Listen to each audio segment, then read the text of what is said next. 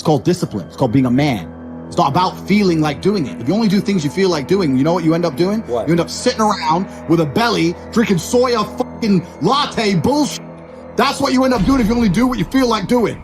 You have to wake up and say, I don't feel like training, but I must train. I will only drink water. You need to do what you're supposed to do, not what you feel like fucking doing. Okay. That's the difference between a man and a fucking child. You do not become a man doing what you feel like doing. You become a man doing what you're supposed to fucking do. The men on the Titanic didn't feel like dying that day. It's your duty.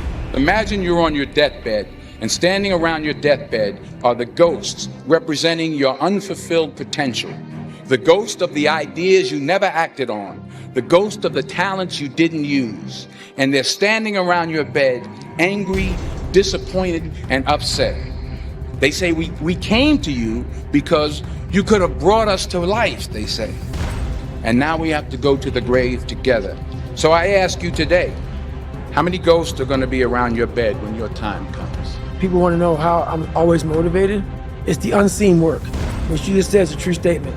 I'm out running at 2 o'clock in the morning, 1 o'clock in the morning, in the gym, long sessions by myself. That's real. How I'm able to just extract dopamine, the good dopamine whenever I want. Man, I've trained 99% of my life alone. No one pat me on the back. I did all of the work alone. And while I'm still hard on myself, I know what I did. So whenever times get bad for people, all this, who's gonna carry the bolts and luck? That's real. I hate that people know me for that guy, because that guy is not every fucking day. Like when they see me, they want that energy. That's not me every day.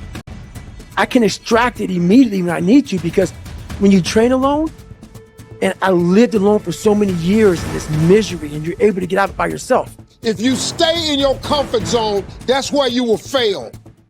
You will fail in your comfort zone. Success is not a comfortable procedure.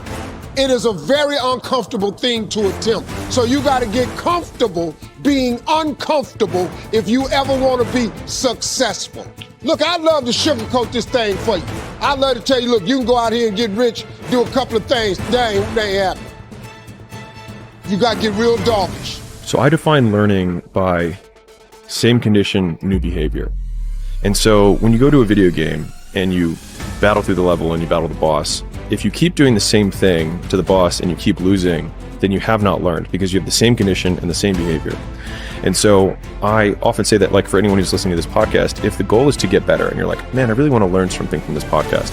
If you listen to this podcast and then you're in the same exact conditions as you were before, and then you do not change your behavior, you learned nothing. But I had this fire that I'm going to be somebody. And it has to be there, because on all those bad days and all those days you don't want to do shit, you have to be your own motivator, your own coach, your own trainer, your own everything. So to do that, you have to come into work, and work is whatever your work may be, ready to go. And what that means is you may have failed miserably yesterday, but you come to work like, people are like, man, you just lost everything. How the hell are you just fucking damn motivated? Because this is what it takes. This is what the fuck it takes. And you gotta get it from wherever you can. Whether you make up this illusion of your life or this false reality that gets you motivated, whatever gets you motivated, it's gotta be here at the tip of your brain at all times. Because in those dark moments, you gotta pull it out. So that's the big thing for me, man. I was always fired up at all times.